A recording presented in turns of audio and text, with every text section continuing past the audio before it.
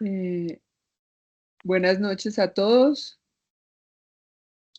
Hoy, pues como cada lunes nos encontramos primer lunes de cada mes para realizar la revisión de un tema hecha por uno de los fellows y dirigida generalmente por uno de los cirujanos.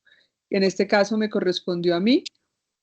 Les quiero presentar a Daniel Alberto Jurado Gómez, que es el fellow de primer semestre del programa de la Universidad del Bosque, y él nos va a revisar hoy el tema de la cirugía en la enfermedad bulosa.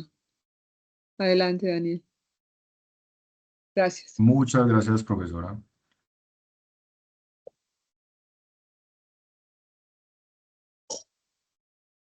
Bueno, buenas noches. Mi nombre, como muy bien la profesora lo dijo, es Daniel Jurado, fellow de cirugía de tórax. El día de hoy voy a presentar el tema de cirugía en enfermedad bulosa. Agradezco enormemente a la doctora Estela Martínez por toda la asesoría en este tema. Para empezar a hablar, el término bula en el latín significa burbuja. Es de entender en esta enfermedad en la cual hay una destrucción del parénquima pulmonar perpetuada por el mismo aire que recircula entre los pulmones. Estas son alteraciones anatómicas irreversibles, tienen una prevalencia del 10 al 20% en pacientes con enfisema y hablando muy puntualmente de la bula como tal, tiene un asocio a un 20% de pulmón sano y un asocio a un 80% de pulmón enfisematoso. Me pareció muy interesante traer esta historia porque nos deja ver todas las medidas terapéuticas que se han utilizado para darle el manejo a esta enfermedad. Desde 1906 Freud hablaba ya de la costocondrectomía, Volcker mencionaba lo que era la toracoplastia, en el 34 Gordon mencionaba ya lo que eran cinturones abdominales, en el 38 Monaldi mencionaba un drenaje de una lesión intracavitario asociado a tuberculosis no asociado a enfermedad bulosa. En el 39, Caltrend y Frey mencionaban ya resecciones quirúrgicas asociadas a bula. En el 47, Allison mencionaba compresiones o manejos del nervio frénico con compresión o sección de este, tratando de hacer la elevación del diafragma. En el 49, Head y Avery hablaba ya de la técnica de Monaldi, de los principios de esa técnica asociado o aplicado a enfermedades bulosas. En el 50, Gansler mencionaba neumoperitoneos. Acá entra importante en el 59 Bratigan, el cual ya mencionaba resecciones de tejidos pulmonares asociados a enfisemas difusos, pero con la salvedad de que tiene una mortalidad del 16%. Aquí hago mención en Latinoamérica el doctor Valentín Croza Dorado, cirujano uruguayo, el cual hizo un apartado, hay una descripción de la cirugía de esta enfermedad, y en el 95 Cooper toma los principios de Brantigan, ya asociados a tecnología, conocimiento, y es capaz de disminuir la mortalidad previa del 16% al 2,5%. Me parece importante traer estas definiciones como diagnósticos diferenciales a una enfermedad bulosa, a una bula, por la cual voy a hacer mención de ellas. Importante mencionar en la bula y tratando de hacer los diferenciales es una lesión intraparenquimatosa compuesta de aire en su interior, se da por destrucción de las paredes de los sacos alveolares. Esta bula tiene un diámetro de más de 1 centímetro con unas paredes que son menores de 3 milímetros. Eso es importante para diferenciar de otras dos entidades. Está en contacto directo con la pleura y a medida que esta bula va creciendo, cuando llega a superar 1/3 del hemitórax o más del 30%, se convierte en lo que es una bula gigante. El BLEM es una lesión subpleural, la cual se da en la pleura visceral puntualmente entre dos capas, la lámina externa y la lámina interna. Es una lesión que, para diferenciarlo de la bula, es una lesión menor de 1 centímetro y predominan vértices o en partes, en segmentos superiores de los lóbulos inferiores. El quiste como lesión parenquimatosa compuesta de aire, diferente a la bula, este quiste tiene un revestimiento de epitelio respiratorio ciliado y tiene paredes menor de 2 milímetros. La cavitación es una lesión muy similar, pero con un engrosamiento de las paredes mayor de 3 milímetros que lo diferencia de la bula, y el neumatocele es una lesión cavitada compuesta de aire, pero precedida de un proceso infeccioso severo o traumatismo asociado. Para hacer el diagnóstico de esta enfermedad tenemos muchas herramientas imagenológicas, desde la más básica, rayos X. ¿Qué podemos encontrar en esto? Una imagen radiolúcida, que sería lo que corresponde a la bula, aplanamiento de los diafragmas y una hiperinsuflación del parénquima pulmonar asociado a enfisematoso. La gammagrafía de ventilación-perfusión, un estudio del cual ya ha pasado o se ha dejado en desuso, en el que se podría mencionar con respecto a esta enfermedad una concordancia de la no captación de ventilación-perfusión compatible con el sitio donde está la úvula. Y en la angiografía pulmonar podemos encontrar dos signos importantes. Uno, una bola que comprime, encontrando unos vasos pulmonares con un apiñamiento. Y en pacientes con enfisemas severos, con destrucción del tejido, vamos a ver cómo la parte de las ramas de las arterias pulmonares se van disminuyendo en la parte más distal, generando un signo que es el signo del árbol podado, o en algunas partes se menciona signo de árbol de invierno. La tomografía, el gol estándar en esta enfermedad, nos ayuda a muchas cosas. Uno, calcular el volumen de la parte de la bula, ver si es una bula única o múltiple. Aparte de eso, nos deja ver estructuras vecinas. El parénquima pulmonar mediastino-pleura también nos permite ver el grado de compresión del pulmón subyacente a la bula, y en algunas ocasiones mencionan como seguimiento de esta enfermedad, acá un caso en el lado izquierdo, una bula en la cual después de un proceso infeccioso inflamatorio por proceso de fibrosis y retracción presenta una resolución de ella. También es importante en la tomografía descartar complicaciones asociadas a esta bula, por ejemplo acá una imagen al lado derecho de la pantalla en el cual vemos un pulmón sano y vemos también un pulmón con una bula. Asociado a eso, un neumotórax. El signo más característico acá es el signo de la doble capa, la parte de la pared muscular y la pared de la bula. Estos pacientes, ya hablando, enfocándonos en la parte quirúrgica, estos pacientes es un conjunto que a la vez hay que individualizar para ver, son pacientes con edades avanzadas, tienen múltiples comorbilidades, ver cuál es el riesgo-beneficio de ofrecerle la cirugía. Pacientes que por sus comorbilidades tienen uso de broncodilatadores, corticosteroides, los cuales no se deben modificar pensando en el procedimiento quirúrgico, sí se les debe hacer énfasis en suspender el tabaquismo. Sabemos todo el asocio de este a la alteración de los hilos respiratorios y por ende infecciones y aumento en las secreciones, también el asocio del tabaquismo a la alteración en la cicatrización y un cuadro muy representativo. La parte funcional pulmonar, vemos en pacientes que abandonaron el tabaquismo, tienen una disminución pulmonar, pero cuando no hay un abandono del tabaquismo, esa disminución se hace mucho más marcada. La función pulmonar o las pruebas de función pulmonar son fundamentales en esta enfermedad. Nos ayudan para hacer el diagnóstico o ver el paciente que es candidato a cirugía o no es candidato a cirugía, y también nos sirve para hacer el seguimiento con los resultados postoperatorios. Importante en estas funciones pulmonares, la espirometría. Son pacientes que por su enfisema vamos a encontrar un patrón obstructivo con una relación BF1 capacidad vital forzada disminuida, con un BF1 también disminuido, el cual, importante este recuadro, el BF1 disminuido asociado a una bula mayor del 30%, podríamos pensar que podría ser asociado o por secundario hasta el tamaño de la bula, pero los pacientes que tienen BF1 disminuido y una bula que no tiene este tamaño, también tienen un compromiso de la parte funcional respiratoria. ¿Qué quiere decir esto? El BF1 tiene una muy buena correlación con el pulmón enfisematoso, pero tiene una muy mala correlación con el tamaño de la bula. Con la parte de la difusión de monóxido de carbono, encontramos como en pacientes o en los artículos mencionan que los pacientes que tienen una alteración o una disminución de esta difusión de monóxido de carbono tienen resultados no tan óptimos o comparados con los pacientes que tienen normalidad en esta difusión, que tienen mejores resultados.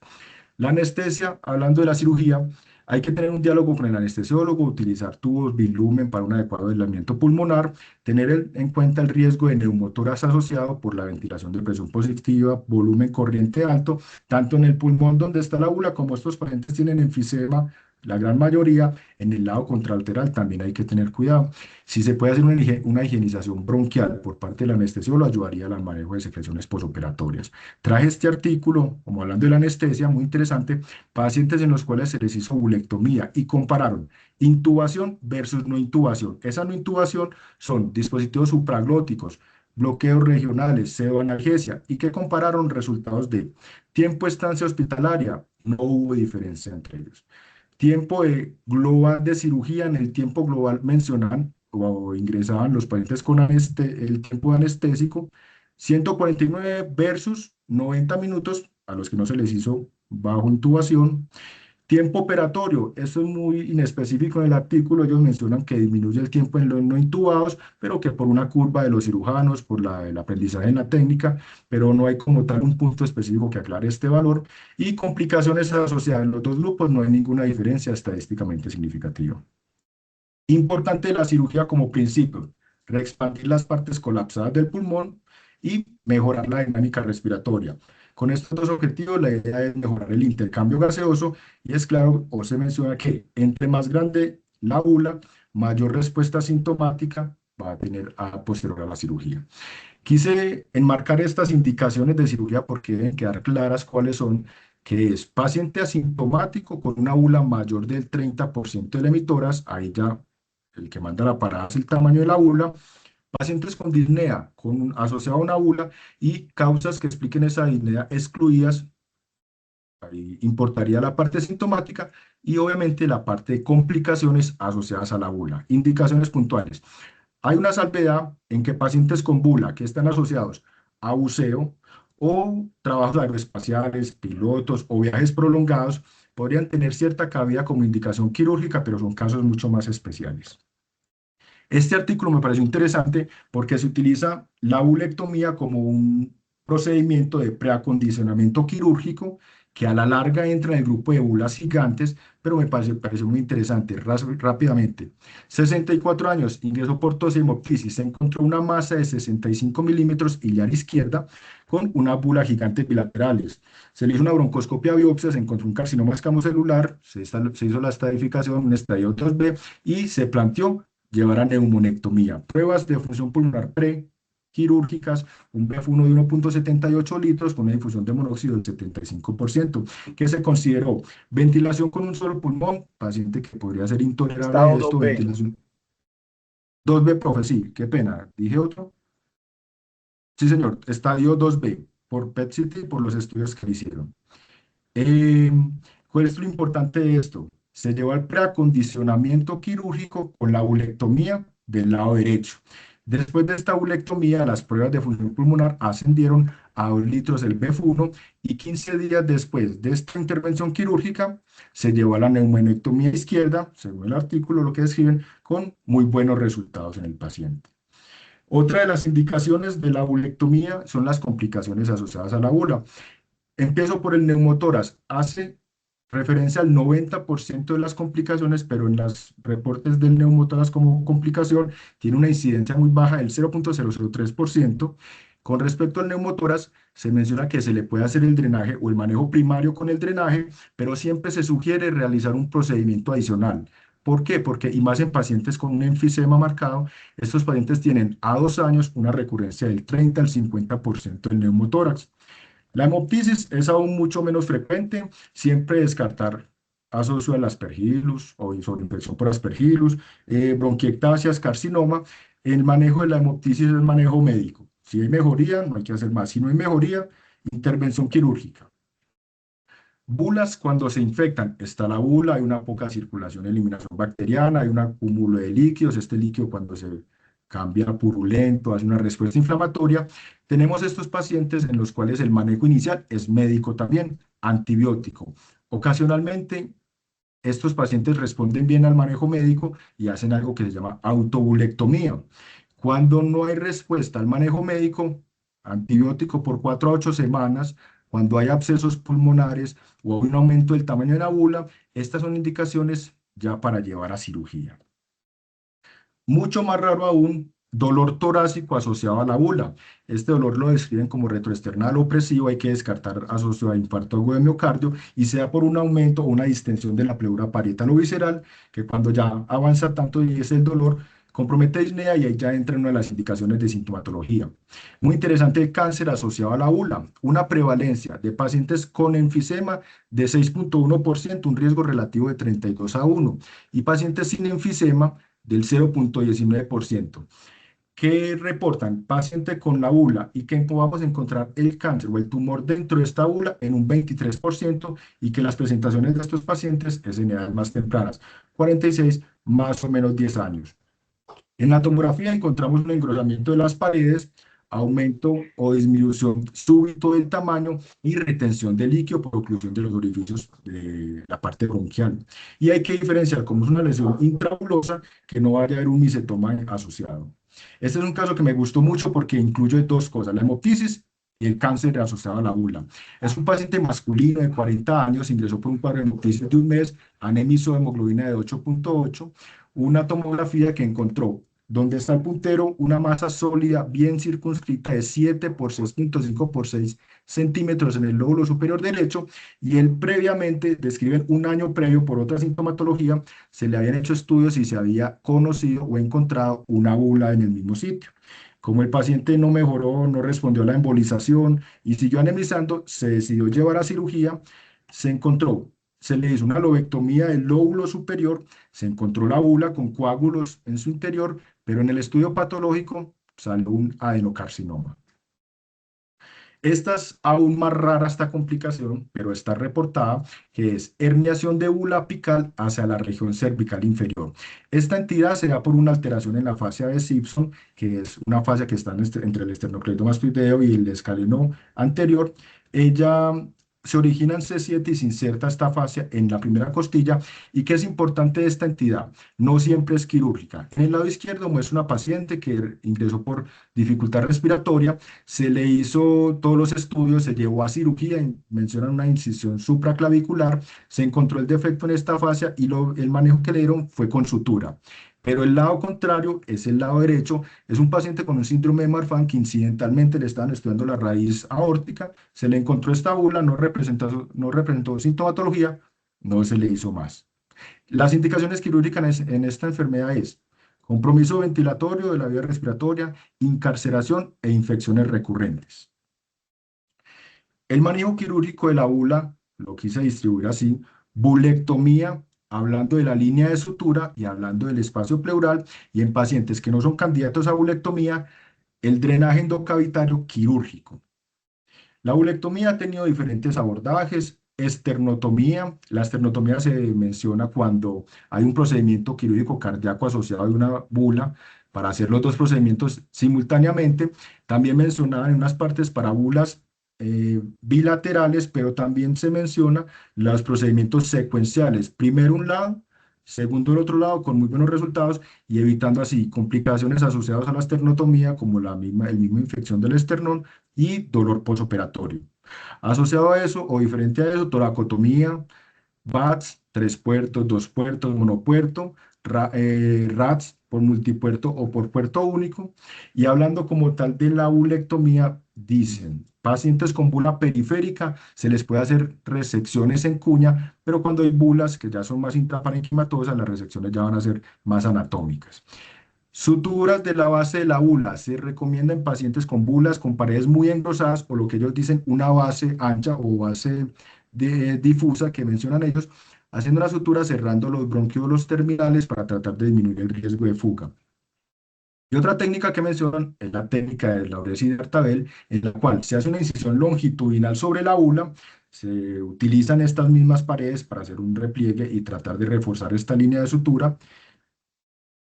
Aquí traje un video muy rápidamente que me pareció muy interesante por ser una bula gigante. Hago el reconocimiento a los cirujanos en el lado izquierdo del primer video, al lado derecho del segundo video es editado. No sé si de pronto quedó muy rápido, pero quiero mostrar esta bula gigante del lado izquierdo, lóbulo superior, en el cual se hace primero una liberación de todas las adherencias pleuroparietales. Por el tamaño de la bula se hace una apertura de esta, se descomprime, ahí se ve en la parte interna de la bula las trabéculas. Posterior a esto ya cuando se hace eso, la descompresión, se termina la liberación de las adherencias pleuroparietales hasta tener el pulmón completamente sano, libre, perdón. Se hace, ayudado por el anestesiólogo, una reexpansión para delimitar la parte de bula y pulmón sano. Posteriormente se hace la toma de esta bula, resección del tejido y exteriorización de esta. El segundo video me pareció muy interesante, también hablando de bulectomía, porque ellos lo que mencionan es incisiones mínimas de 2 o menos centímetros utilizan cámara de 5 milímetros, utilizan una sutura, la cual pasan a través de la pared torácica. Esta sutura la toman en la parte intratorácica, la utilizan para ayudar a movilizar la parte del tejido que se va a resecar. Ahí vemos cómo hacen un halo, donde van a manipular este tejido, lo vuelven a introducir, identifican el tejido a resecar, lo traccionan o lo reparan con este halo, lo movilizan para generar tracción y posteriormente poder generar la resección con la endograpadora.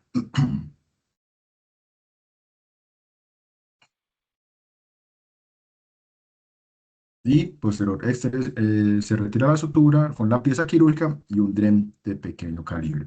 Esto me parece otra técnica muy interesante reportada con bulectomías bilaterales con abordajes contralaterales a través del mediastino anterior.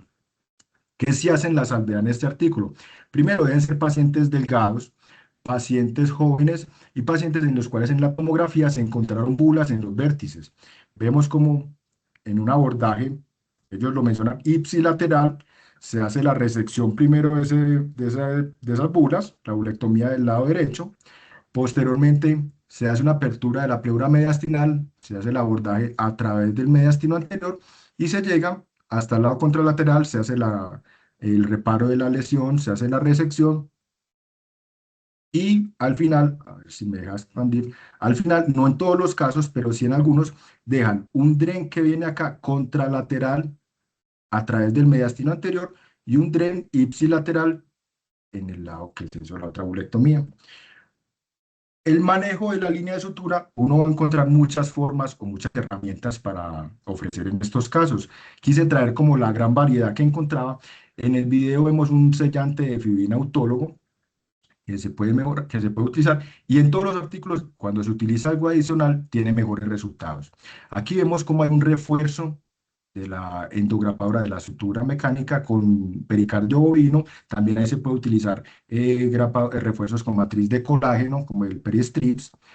En la parte de la izquierda vemos cómo utilizan una malla absorbible, lo que conocemos como Surgicel, lo expanden sobre toda la línea de la sutura, también ponen malla alrededor de ese lóbulo pulmonar y al final aplican una fibrina líquida para terminar de darle adhesión y también por las características que tienen de cicatrización esta fibrina.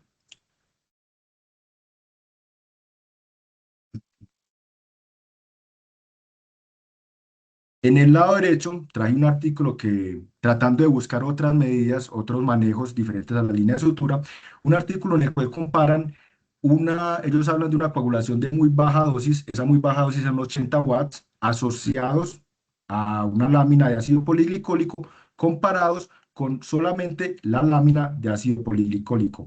¿Qué mostraron ellos con respecto a recurrencia? Los pacientes en los cuales se utilizó el manejo conjunto de la coagulación con un electro con punta Roma y la lámina de ácido poliglicólico tuvieron una recurrencia de cero. Esto es tiempo libre de recurrencia, 100%. En cambio, el otro grupo tuvo a un año 92.5% sin recurrencia, o sea, un 8% de recurrencia, y a 2 años 10% de recurrencia con el manejo de la lámina únicamente de ácido poliglicólico. Otros tipos de manejos para la línea de sutura. Este es un adhesivo tisular de albúmina glutaraldehído, en los cuales ellos en el estudio son muy enfáticos, es decir, que a todos los pacientes se les hizo pleurodesis abrasiva, la bulectomía, y en un grupo de 21 pacientes se les aplicó este adhesivo tisular y en el otro grupo no se les aplicó. ¿Qué resultados obtuvieron? Pacientes libres de fuga aérea en días menor en el grupo que se utilizó el adhesivo tisular, permanencia del tubo menor en días en el grupo de adhesivo tisular. Y esta tabla, se las explico muy puntualmente, es el porcentaje de pacientes que no tenían fuga, ¿sí?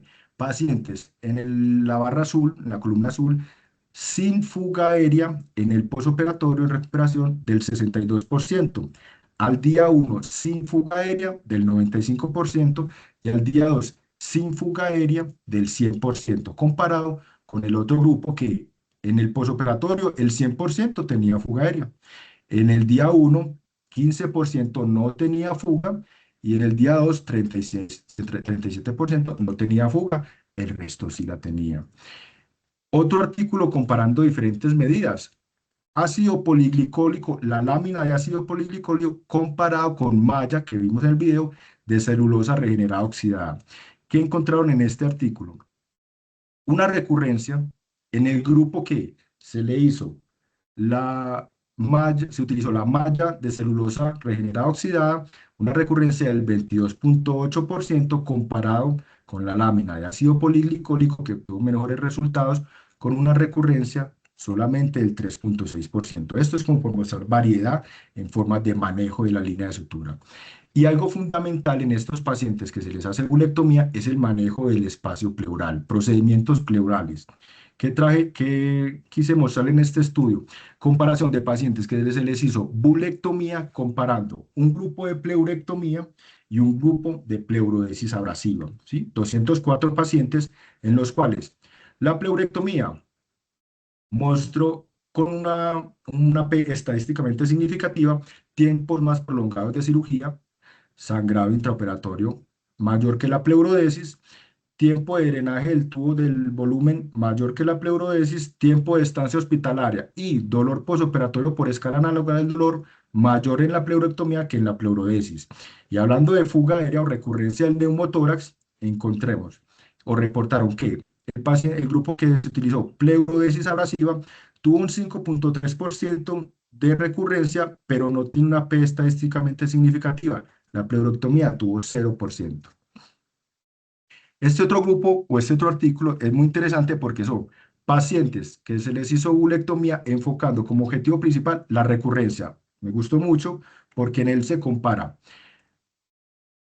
Venga, que falta una flechita a eso. Entonces, pacientes en los cuales se les hizo son 222 pacientes, se les hizo bulectomía, creo que se quitó el puntero, un segundo, ya ven, listo. Ahora sí. Bulectomía sola, recurrencia de neumotoras 15.1%. Cuando se le hizo la bulectomía y se le adicionó pleurodesis mecánica, recurrencia 13.1%. Cuando se hizo pleurectomía, una recurrencia del 5.9%. Y como hallazgo importante, pleurodesis combinada con pleurectomía, una recurrencia del 0%.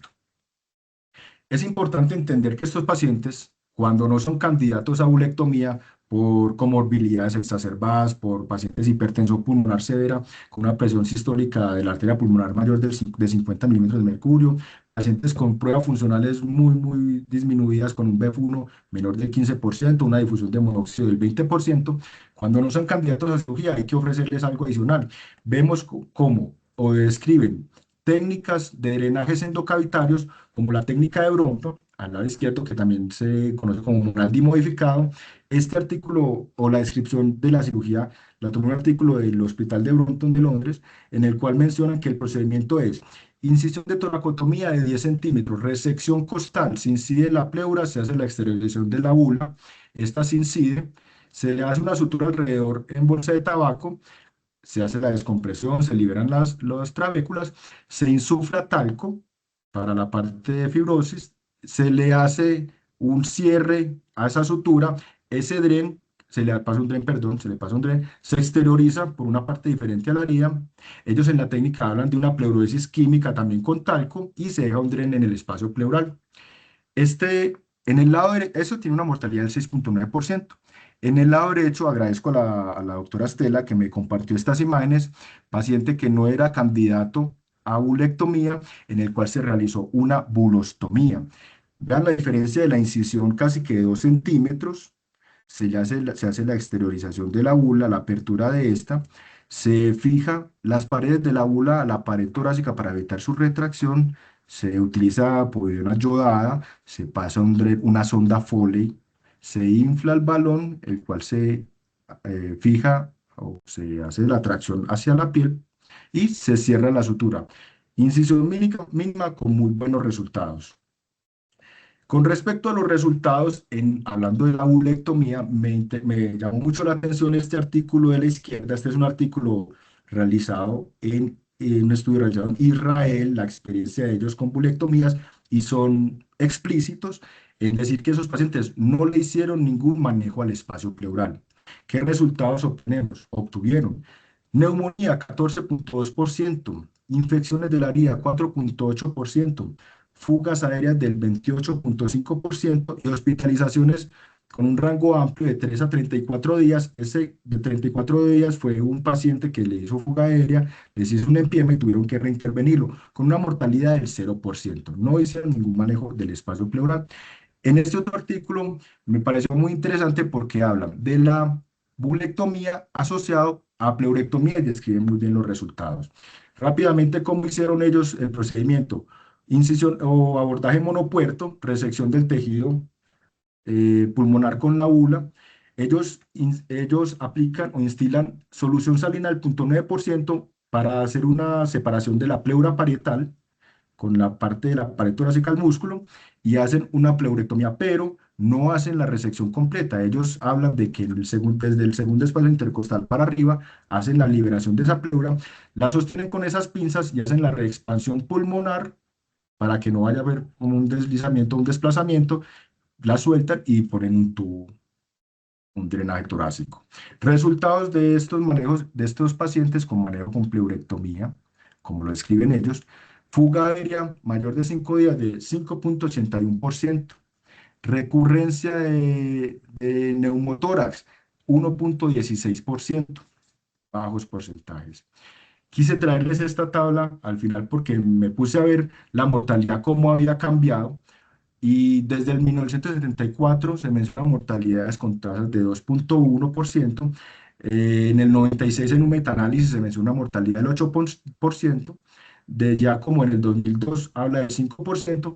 Y empecé a ver estudios en los cuales 2012, mortalidad del 0%, ese que les expliqué de Israel de 2022 del 0%, y este de Palaniapana en el 2023, mortalidad del 0%. Me parece muy interesante porque eso demuestra o refleja lo que es el avance de la tecnología, el conocimiento y la técnica de la cirugía con el beneficio para nuestros pacientes. Conclusiones de este tema. Las indicaciones de cirugía son disnea, bula gigante o complicaciones asociadas a bula. Se requiere una evaluación precisa de la condición clínica, fundamental la función pulmonar y tomografía para definir si el paciente es candidato o no a cirugía, y si no es candidato, considerar la bulostomía con muy buenos resultados. Considerar siempre asociado a la bulectomía un procedimiento para el espacio pleural y, según disponibilidad y según el gusto del cirujano, utilizar alguna medida adicional en la línea de sutura para obtener mejores resultados. Muchas gracias.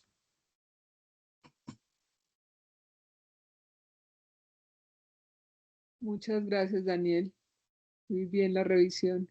Ahora me gustaría saber quiénes tienen comentarios, preguntas. Veo que Felipe tiene una mano levantada. Sí, Estelita, buenas noches, ¿cómo te va? Bien, Daniel, Daniel. muchas gracias por la presentación, muy buena. Como dato curioso, Estelita, con el doctor Jorge Brieva, ¿te acuerdas de él? Claramente. Bueno, hicimos en ese tiempo, hace ya bastantes años, y la sutura con pericardio bovino era carísima. Y entonces lo que hicimos en unos casos, inclusive se publicó, no me acuerdo dónde, así de viejos es la publicación, se publicó esos casos, reconstrucción en la línea de sutura con fascia lata, con muy buenos resultados y no tuvimos escapes, con la misma fascia lata del paciente.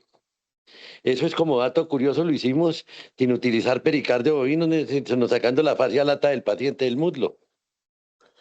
Es Sí, como dato en curioso. esa época que estuvo de moda la cirugía de reducción de volumen, sacaron esas suturas con pericardio bovino que eran muy costosas, o comprarlo adicionalmente también era costoso. Nosotros en esa época usábamos o la misma pleura del paciente o a veces el pericardio, una franja de pericardio del paciente. Sí, nosotros la fascia lata y nos fue muy bien con la fascia lata. Andrés Jiménez está alzando la mano. ¿Sí, Andrés? Hola, muchas gracias por la revisión, pero yo quisiera preguntar por qué la hipertensión pulmonar contraindica la resección de la bula si aumenta el pulmón que está colapsado, permitiendo un adecuado intercambio gaseoso, disminuyendo la hipertensión hipóxica. Entonces no me quedó claro por qué la hipertensión pulmonar es una contraindicación. Sí, profesor. Con respecto a las contraindicaciones, como tal, para la bula presentaría una buena respuesta, pero es contraindicación como tal para el procedimiento anestésico y todo lo que conlleva la cirugía, el impacto de la cirugía como tal. Se podrían esos casos que está con esos pacientes con hipertensión pulmonar realizar las conductas alternas como fue el drenaje endocavitario que estaba mencionando, pero si menciona que si la bulectomía le beneficia a ese paciente, usted tiene toda la razón, pero es como tal el proceso quirúrgico y anestésico Está hablando de en hipertensión completo. pulmonar severa cuando está asociada probablemente a cor pulmonale, que hace que sea difícil llevar ese, mejor dicho, que la mortalidad anestésica de ese paciente es muy alta, aún con buen grupo de anestesiólogos.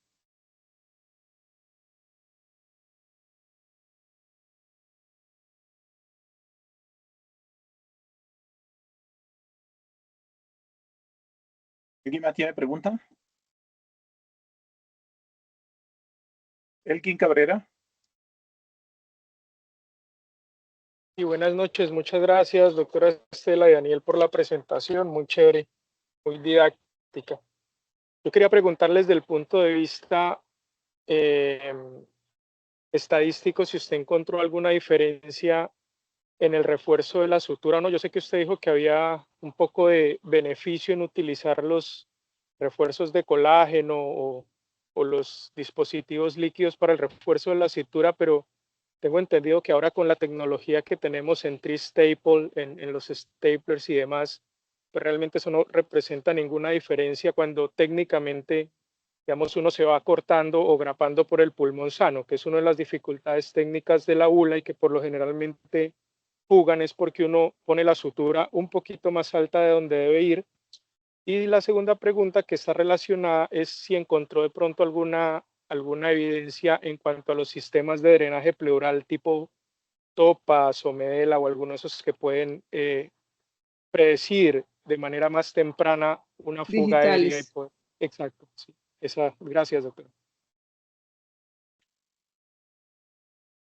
No, no, doctor. Con respecto a la comparación de los diferentes métodos de manejo de sutura, como lo mencionaba, cada vez que se comparaba uno con otro, o digamos así, comparar el método con la bulectomía, había beneficio de utilizar algún método adicional con la línea de sutura, pero no encontré puntualmente esa comparación que me está comentando. Y con el drenaje, los tipos de drenajes pleurales digitales, no, eso sí no tengo Y casi conocimiento. todos los trabajos que comparan estos beneficios de refuerzo de la sutura son trabajos con un número muy limitado de pacientes y casi ninguno es un trabajo prospectivo realmente bien hecho, aleatorizado. Evidencia clara no tenemos. Y yo estoy de acuerdo en que si uno usa suturas de mayor grosor y las hace por el mejor parénquima que puede tener, porque pues la mayoría de estos artículos que presentó Daniel son en pacientes que tienen un pulmón relativamente sano, pero los que hemos operado bulas sabemos que la mayoría de las bulas se asocian a enfisema y el parénquima restante que queda no es necesariamente sano. Entonces, tenemos mucha más posibilidad de escape aéreo. Entonces, uno manejar el tejido gentilmente, como sabemos todos, usar suturas más gruesas, de pronto verde o inclusive negra, permiten que haya menos tracción y contrario a lo que uno pensaría de más escape, generalmente suelen asociarse a menor escape.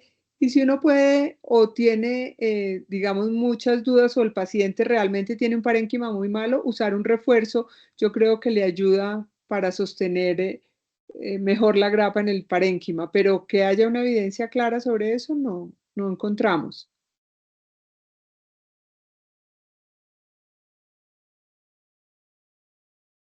Yo tengo una observación, no con referente a lo que las preguntas anteriores, sino con respecto al abordaje transmediastinal. Pienso que si un paciente tiene bulas bilaterales y le haces un abordaje transmediastinal, puede quedar un mediastino fenestrado. Si por alguna situación eh, se produce otro neumotórax, este neumotórax sería bilateral y podría ser grave. El pulmón fenestrado que se da en algunos animales, las ovejas o los gatos, es un pulmón que se comunica el espacio pleural derecho e izquierdo.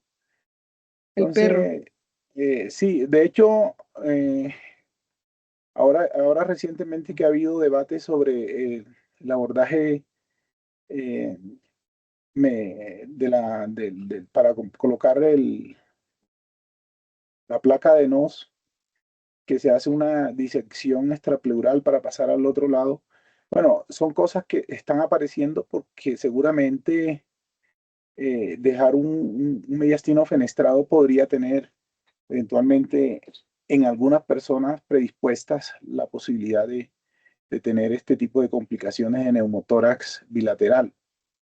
Yo Por creo, otro, Rafa, que el caso dime. que presentaron es un neumotórax primario que tenía bleps apicales, porque yo no creo que esa sea una cirugía, como dices tú, para un verdadero enfisema.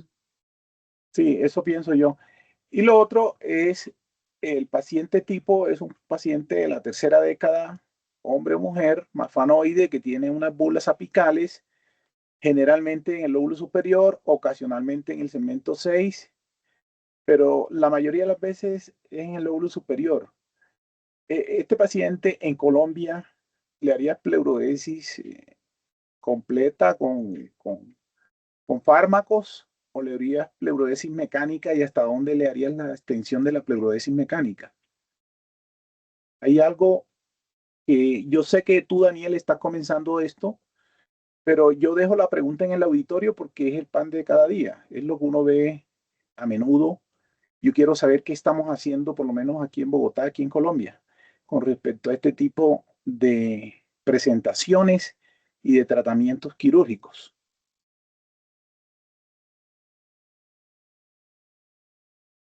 Si quiere, opine, Daniel, lo que usted piensa de cómo se debe hacer la pleurodesis en un joven, el caso tipo de neumotórax primario espontáneo.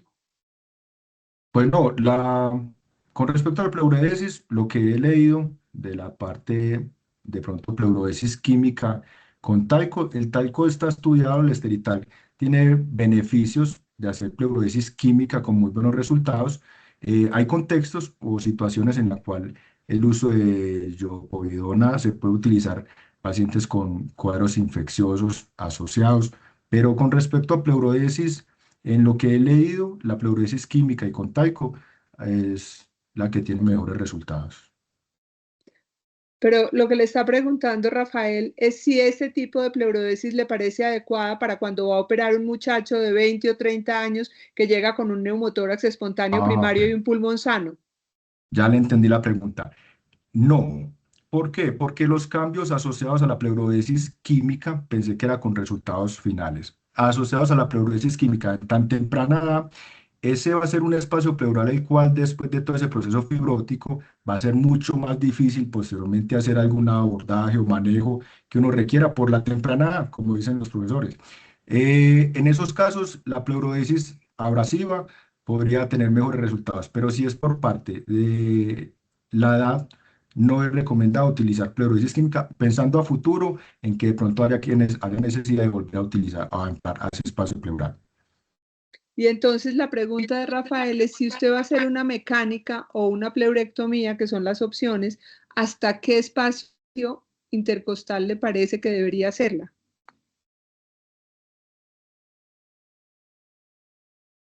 Bueno, el espacio intercostal, lo que leí artículos mencionaban hasta el segundo por la parte de superior medial en la cara medial de la mamaria interna, pero voy a buscarlo bien, pero yo pensaría que el segundo espacio intercostal, profe. ¿Hay alguien que tenga otra opinión?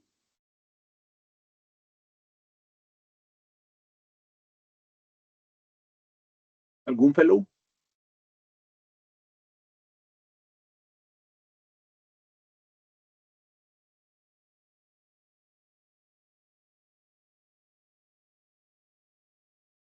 O sea, todos están de acuerdo en que hasta el segundo espacio intercostal es suficiente pleurodesis para un hemotórax espontáneo. Elkin.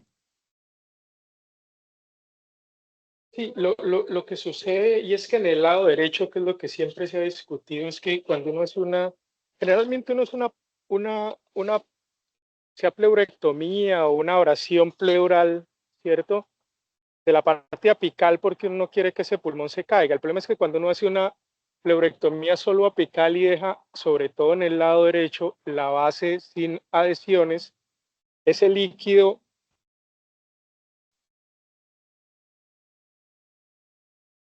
Dejamos de oírlo, Elkin. Elkin, se fue la voz.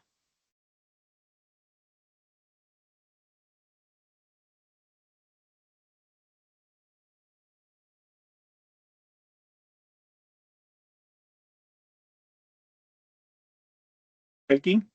Elkin. Lo perdimos. Estaba mencionando algo sobre líquido. Sería interesante saber qué querrá decir él con eso. Era lo que quería decir, sí. Elkin, estás con el micrófono Perdón. cerrado. Okay. No, se me cayó, creo que la señal o no sé qué pasó. ¿En qué parte del mundo estás, Elkin? ¿Aló, ahí me escuchan? Sí. En Florida, ¿no? Escuchamos, Elkin, entrecortado. ¿Aló? Continúa.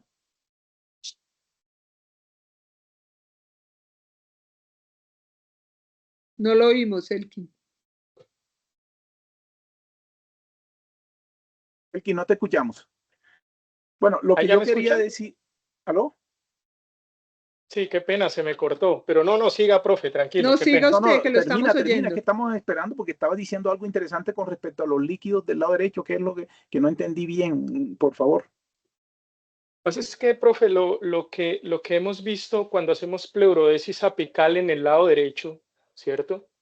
Sobre todo no en estos casos de neumo, pero más que todo en los derrames pleurales malignos, por ejemplo, y usted deja que la parte basal se acumule de líquido, la vena cava inferior se puede colapsar con ese exceso de líquido que queda en la base y producir disminución de la precarga en el paciente y alteración hemodinámica. Y más Entonces, disnea, en ese caso, pero digamos, ese es un caso completamente distinto a lo que estamos hablando, claro, que es el hombre joven, sano, de segunda a tercera década de la vida, al que le queremos hacer una pleurodesis limitada para poder entrar posteriormente si le aparece un nódulo o si le aparece cualquier patología quirúrgica del tórax años después. Y no solamente eso, por eso yo digo, claro, en Colombia, donde cualquiera puede tener una puñalada para quitarle, para un atraco, y acceder al hilio pulmonar podría ser trascendente en nuestro medio. No vamos a exagerar tampoco que va a ocurrir, pero bueno, son posibilidades. Además, un muchacho joven en cualquier momento, si sabemos que de cada 14 personas que se encuentran aquí, por ejemplo, una va a tener cáncer de pulmón y una va a requerir por lo menos estudio de algún nódulo pulmonar, según la ATS. Pero bueno, son cosas que pueden ocurrir en donde se puede llegar a la necesidad de estar en un espacio pleural por otras razones. Y me refiero a que una pleura hostil puede ser una pequeña complicación de ese procedimiento. Pero bueno, a lo que voy es que si la mayoría de las bulas son apicales, generalmente hay uno o dos segmentos o grupos de bulas que se pueden resecar en una sola línea de sutura en el ápice pulmonar. Pues yo no pienso que la extensión de la pleurodesis mecánica sea por debajo del cuarto espacio intercostal. Entonces, es para tenerlo en cuenta, porque allí se va a pegar la pleura bien, si se hace una pleurodesis bien hecha. Yo la hago generalmente con un pedazo de malla de polipropileno que da un raspado homogéneo y nunca he tenido peligro de sangrado tampoco. Entonces, esa era la pregunta para ver si aquí en Bogotá los demás colegas hacen lo mismo. No considero que la pleurodesis con talco sea hecha por ahí a los 24, 25 años en este tipo de pacientes. Esa era la idea más o menos para compartir. Marta. De acuerdo, Rafa. Yo también uso el cuarto espacio intercostal como límite. Juan Carlos Garzón. La pleurectomía es muy mórbida. Sí, después hablamos de pleurectomía porque hay un detalle importante, pero mire, están alzando la mano, tenemos pocos minutos. Juan Carlos Garzón y Mario Fernando López. Juan Carlos, por favor. Y Marta la levantó y la bajó. Juan Carlos y después Mario. Hola Rafa, buenas noches a todos. Daniel, muchas gracias por la conferencia. Y Estelita, buenas noches. No, yo les quería contar que desde hace ya varios años yo volví a hacer pleurectomía parietal formal de todo el, digamos, el sulcus superior y hasta el cuarto espacio. Y a mí realmente me ha ido muy bien. Yo inicié prácticamente haciendo digamos, esa oración pleural con la malla, que entre otras cosas les va muy bien a los pacientes y tienen muy baja, digamos, morbilidad también, pero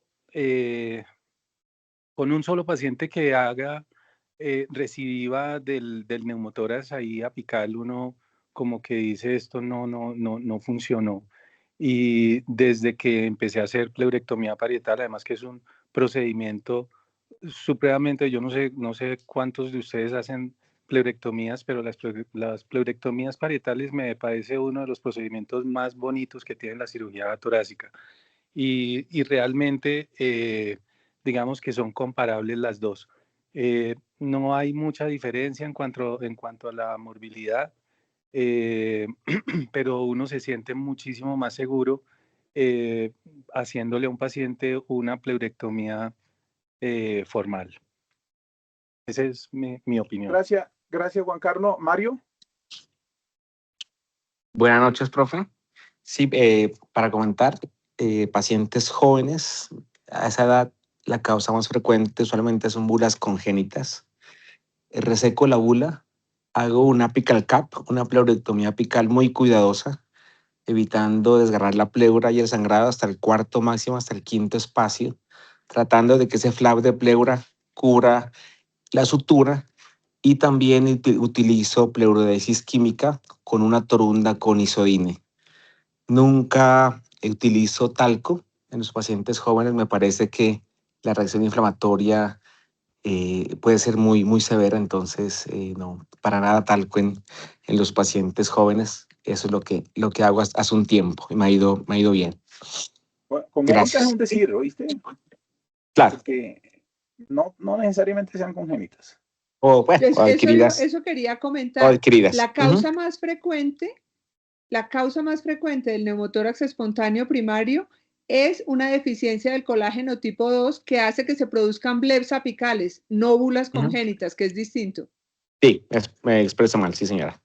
Bueno, yo, haciendo referencia a la opinión de Juan Carlos, yo he dejado la pleurectomía para situaciones un poquito más comprometedoras desde el punto de vista de inflamación.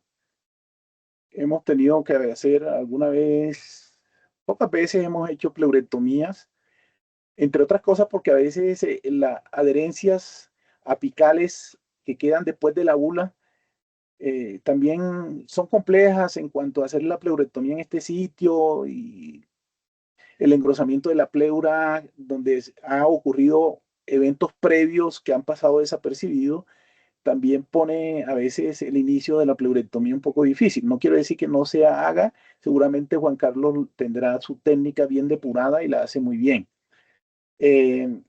Lo que sí quiero decirle es que personas que tengan lupus, que estén tomando medicamentos inmunosupresores, estos pacientes ni siquiera con el talco es suficiente. Hay que hacerle pleurectomía.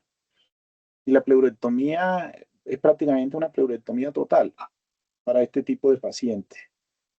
Ha habido casos que han requerido la pleurectomía precisamente y hemos enviado a patología el espécimen de la pleura con talco previo y no hay ni siquiera un linfocito. No ha habido reacción inflamatoria, no se produce inflamación. Y bueno, esto era lo que yo quería. Yo quiero, por último, saber la experiencia de la doctora Estela Martínez.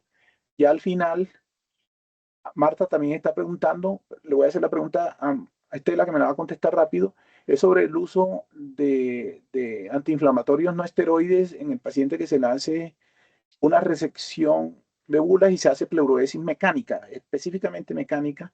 ¿Qué ocurre? No, yo creo que es algo que la gente no siempre tiene en cuenta y a veces no es solamente la manera como uno hace la pleurodesis, sino el cuidado perioperatorio. Y si uno hace una pleurodesis, ya sea una pleurectomía, una abrasión o una inflamación química, pues usar antiinflamatorios no esteroideos en el posoperatorio lo que está haciendo es inhibir lo que usted quiso producir. Y yo sé que el dolor posoperatorio es importante, pero tal vez en esos casos debemos ser muy juiciosos y tratar de usar principalmente opioides o de pronto algo de acetaminofén levemente asociado a un opioide para no tener que dar dosis de antiinflamatorio, porque lo que estamos haciendo al usar antiinflamatorios o esteroides, como dijo Rafa, en los pacientes que tienen enfermedad autoinmune, por ejemplo, es eh, algo contrario a lo que quisimos hacer en la cirugía y acaba produciendo malos resultados de inflamación en la pleura. No se inflama la pleura.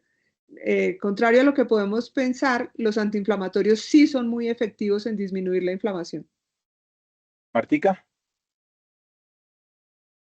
Buenas noches, gracias. Doc, yo también iba a decir eso porque era algo que no le parábamos bolas, pero yo lo he aprendido en esta rotación, lo de los antiinflamatorios no esteroideos en el posoperatorio, pues de evitarlos para favorecer la reacción inflamatoria. Yo quería preguntar en el artículo que mostraron, que me llamó la atención, que hay menos resultados de recurrencia, pero mencioné en combinación con pleurectomía y abrasión pleural. Entonces, eso quiere decir que a esos pacientes les hacían pleurectomía apical y abrasión pleural del resto de la cavidad. No, de la pleura visceral, de la pleura visceral del parénquima. O sea, una abrasión en la pleura visceral. Del parénquima, sí, del ápice también. Para tener las dos caras inflamadas. Ah, ya, eso sí, no lo había visto, porque yo había visto que hacían o la abrasión pleural de la pleura parietal o la pleurectomía formal, pero no de los dos lados, porque si el parénquima, si la pleura visceral no está engrosada, eso no aumentaría el riesgo de lesión pulmonar, hacerle abrasión a ese nivel. Depende de la energía con que lo hagas. Yo así haga abrasión o haga lo que haga, yo suelo hacerle algo a la pleura visceral, rasparla un poquito, frotarla con una gasa o con un pedacito de malla, así es lo que estoy usando como usa Rafa, porque hemos tenido, y en una época que operaba mucho neumotórax espontáneo primario, y yo creo que de ahí también viene la experiencia de Juan Carlos, porque fue una experiencia que compartimos con Juan Carlos y con Luis Jaime, que veíamos esos pacientes de Colsanitas, resultaba que teníamos recidivas, a pesar de que hiciéramos buena abrasión, y entonces muchas veces en la junta discutíamos qué podíamos hacer mejor, y además de hacer más pleurectomías, una de las cosas que empezamos a hacer fue hacer también abrasión del otro lado de la pleura, es decir, del ápice de la visceral. Ya, muchas gracias, doctor.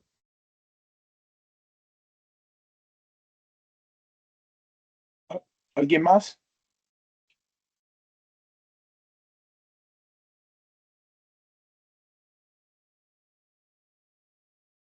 Creo que Bueno, no, Rafa. yo creo que está bien así. Aquí Mario Fernando López alzó otra vez la mano. Sí. Tengo una pregunta final para el doctor Daniel. ¿Hay alguna sugerencia en la duración del tubo de tórax o el drenaje pleural para favorecer o no la pleurodesis en estos pacientes en cuanto a días de retiro? ¿O solamente cuando ya no fugue o hay algo que nos puede recomendar o algún estándar de días para favorecer la pleurodesis de esos pacientes? Pues, profesor, sí, no, la parte del DREN como tal en el espacio pleural no habla de un tiempo sugerido para hacer un tipo de pleurodesis casi que espontánea con solamente el DREN ahí, pero no, el tiempo promedio era 2, 3 días en casos pues lo convencional y retiro cuando no había fuga, pero que el DREN in situ en la parte pleural, un tiempo de sugerencia para dejarlo para la pleurodesis, no encontré.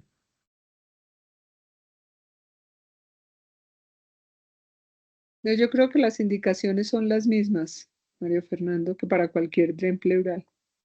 Ausencia de drenaje aéreo y disminución del drenaje líquido. Bueno, Para mí se usa. quedamos ahí. ¿A quién le toca los fellows el próximo mes de junio? A mí, doctor. ¿Marta?